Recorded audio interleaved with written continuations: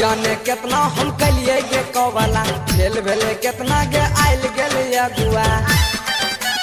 नहीं जाने कितना हम कलिए गे कवाला, खेल भेले कितना गे आयल गेले अगुआ। बाप हमर कहिया हिलतौगे, भोला बाबा के जलवा चढ़ा तब सुनर मौगी मिलतौ रे। भोला बाबा के जलवा चढ़ा तब सुनर कन्या मिलतौ रे। Amma Studio. Amma Studio. Amma Studio.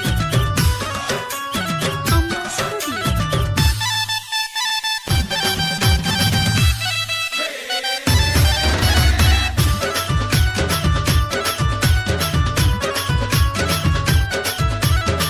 Delhi Bombay Patna से कुटुम अइले हमारा गाम गे। लगे छो ई हो लगन में बाप हमर बने नहीं देते काम गे। दिन रात जपत रहे भोला जी के नाम रे। नहीं तो सब कोई बुझत रहतो तोरा झंडू बाम रे। लागे छो हमार किस्मत फूटल, मनमा के सारा सपनमा के टूटल। कहिया जवानी मोर खिलतौगे, भोला बाबा के जलवा चढ़ा तब सुंदर मौगी मिलतौ रे। भोला बाबा के जलवा चढ़ा तब सुंदर कन्या मिलतौ रे। Amma Studio. Amma Studio. Amma Studio. Amma Studio.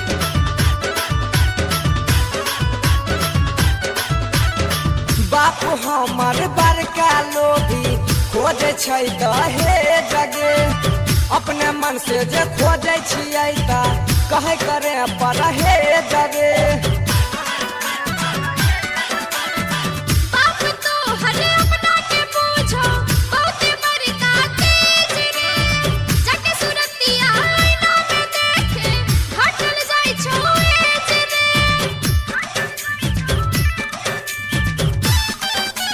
पवन प्यारे भी हमरा से जरे, सुनर लैकी न बंसी ले कर। लागे छै डिबिया बुझतै गे, भोला बाबा के जलवा चढ़ा तब सुनर मौगी मिलतौ रे। भोला बाबा के जलवा चढ़ा तब सुनर मौगी मिलतौ रे। नहीं जाने कितना हम कलिए गे कवाला, खेल भेले कितना गे आयल गेले अगुआ।